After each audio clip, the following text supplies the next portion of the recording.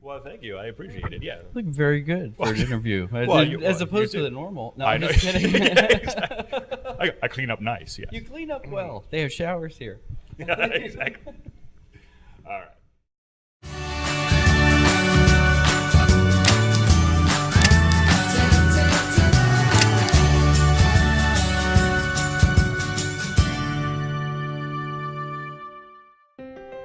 Welcome back to another exciting episode. Today, we're going to do another spotlight interview with the world-renowned YouTube sensation, Inspired John.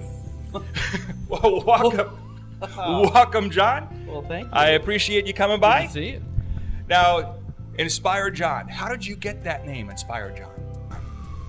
Oh, wow. This is going way back for me. I mean, which is only like a year ago, but I sold my company and I realized that not working was really tough, and I went into sort of a situational depression where I didn't know what to do, and I went to see a counselor about how to change my life from being working every day in a corporate environment, and they said, you need a hobby. You need to start doing things. And I had not done these things ever in my life. I had not had a hobby. I had not had other, ideas as to what to do. It was always about work. Ever since I was probably about 13 or 14, I did it was the same job basically in the same company. And so I started trying different things.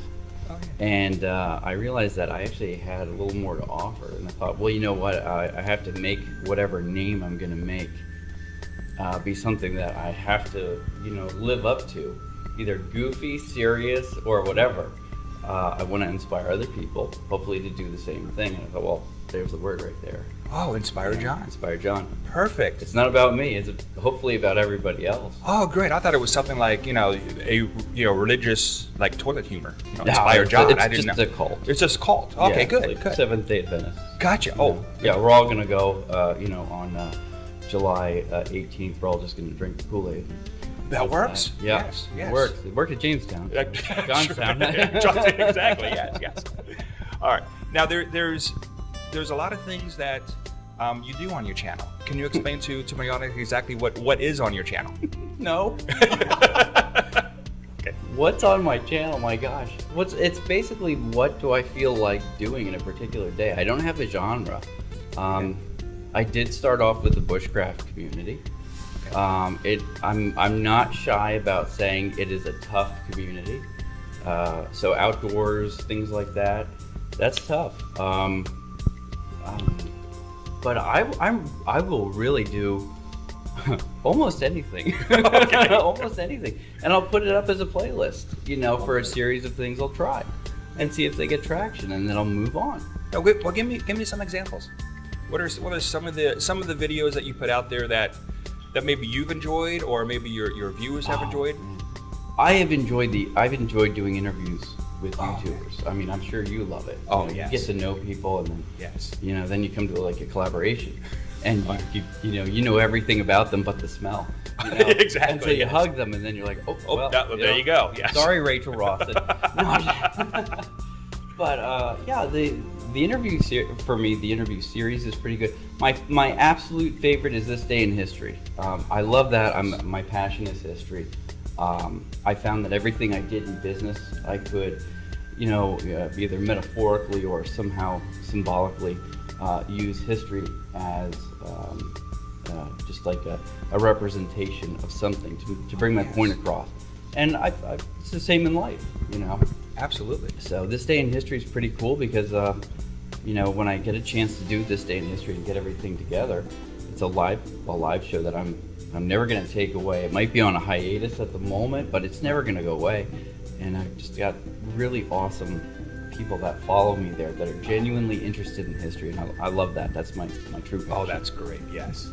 Now you were talking about collaboration. That you like to do collaboration, like to do interviews, things like that. Sure. Now I've noticed you have a person who you do a lot of collaboration with. Tell me about that person and how you got to meet that person. Who is it?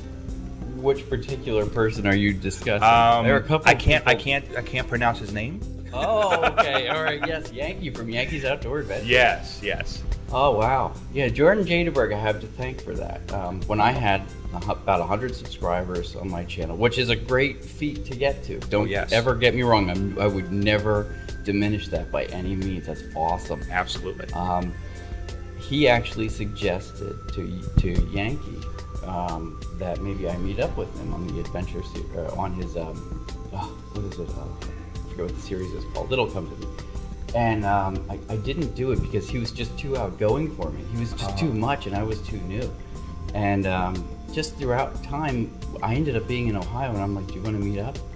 And he said, "Sure." And we walked through the woods. He taught us taught me, and actually Budget Bushcraft was with me. Oh, great. About Native American history, because he's part Lenape Indian. Oh, yes. And I just found it so fascinating, and his engaging personality and everything he does outdoors. Yes. Fantastic.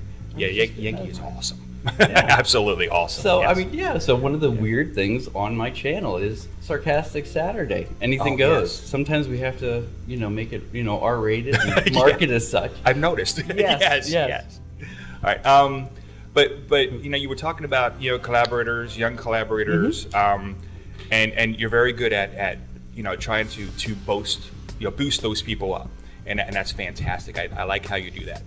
But what are some of the things that you've gone to other people's channels, especially the newer ones? What are some of the things you've seen that you kind of look at and go, ugh, maybe they shouldn't be doing that, or something that irks you, or a pet peeve of yours that you've come across on YouTube that you say that really gets under my skin? Well, first of all, anyone who gets in front of a camera, by the way. Oh, sorry. Anybody who gets in front of a camera, by the way, is already, at least a B+ average in my book. So kudos to that. Oh, yes. But I mean, I guess the worst thing are like live streaming things. I mean, Michael Fire Jr. does a great live stream video. It's probably about 6-7 months ago, where he basically gives pointers on how to do a live stream, which is basically keep the act moving, don't have pauses, and you just keep moving it forward, and it just whatever comes into your crazy mind, and that's started for me. And I see people that stare and they go, "How are you doing? Tell me how you're doing." And there's an awkward pause, and there are like 4 people in the chat, and then 3 people in the chat, and then 2 people in the chat, and I'm like, keep talking. I like type in all caps. I'm like, please keep talking. Please keep talking. Oh, great. Exactly.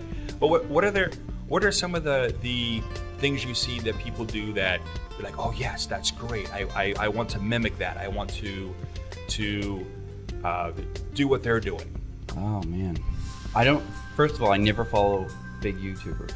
So the names Nick Nimmons and even Cody Warner, no offense to you guys if you're watching this, but I don't follow you. I mean, I'm subscribed to you because I think that's awesome that you're able to do what you do, but honestly, I go my own way, and I find that the YouTubers that I've followed have just done their own thing.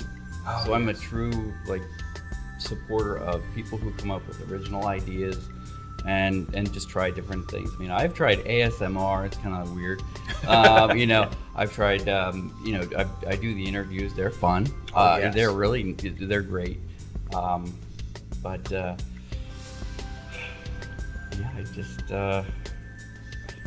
I look for different people. I mean, there was one guy that was like the Trump parody guy. Oh, and okay. This is actually, okay, here's a weird story. So I was talking to Yankee. He and I talk about, what we can do to better our channels or what, here and there, what to do. Right. And I said, check out this guy, the Trump parody guy. He's hilarious.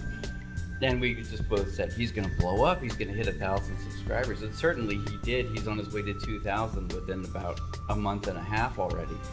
And he's making fun of this particular person. Of course, that's his niche, and that's his right too. Right. Yes. So I support his total right for creativity, and it certainly offended a number of people that I supported this person, but I was trying to support his creativity and his niche, his uniqueness. Yes. Yeah, it was. I mean, nobody else was doing it, and it's funny. Okay. Well, I tell you, this has been wonderful, fantastic. I know you have another thing you have to get to, so No. I think. Oh no, okay, all right. but I do thank you for taking the time to come here and talk to my audience and talk to me. This was fantastic. Great guy, by the way, guys. If you don't know, I guess I can call you ResslerMania. Yes. Okay. If you do not know ResslerMania, definitely get to know him. Nicest guy in the world. I've spent a weekend with him. Fun guy, upbeat, positive. Doesn't get off the camera and is like, whoa. Like some people that are out there. Yeah. You are really an upbeat person. It's an honor to know you. It really is. Well, thank you. It's an honor to get to know you too, sir. Now for as we leave, is there anything that you would like to share with my audience? Anything that to say to them as we sign off? I'll say the same thing that I always say because I truly believe it, is that sometimes you have to step outside of your house in order to see what you have on the inside of your house. And basically that really means try new things, because when you come back to your house, your home, wherever you reside, you may look at things just a little bit different. Certainly it's changed my life. Oh, fantastic. Well, thank you very much. Now, Inspired John, I'll have a link down below. Please click that link. Go check him out. And as always, have a great day. And don't forget to like, comment, and subscribe.